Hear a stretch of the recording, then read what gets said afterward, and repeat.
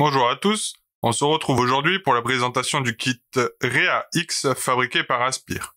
Robuste, compact, sans manquer de puissance, il est le kit tout-terrain parfait. Commençons par le contenu du coffret. On y retrouve une box Rea X, un cléromiseur Huracan Tank équipé d'une résistance BP Mesh 0,15 ohm utilisable entre 60 et 80 watts, une résistance de rechange BP Mesh 0,3 ohm fonctionnant entre 30 et 40 watts, un Pyrex et des joints de rechange, un câble USB-C pour la recharge, et une notice d'utilisation disponible en français.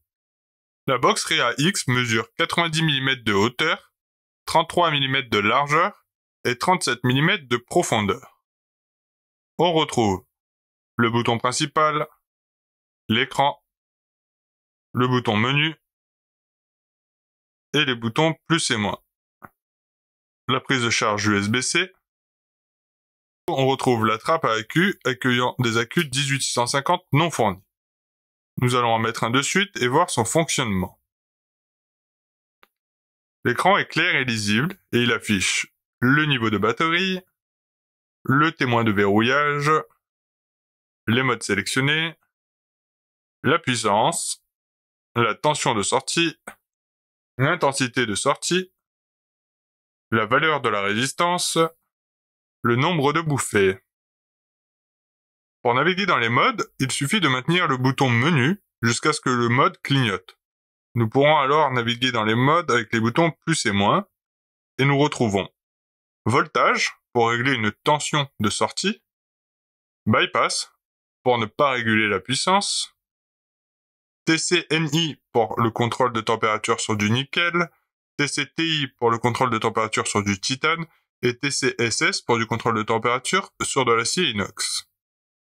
Vient ensuite le mode CPS pour régler une courbe de puissance.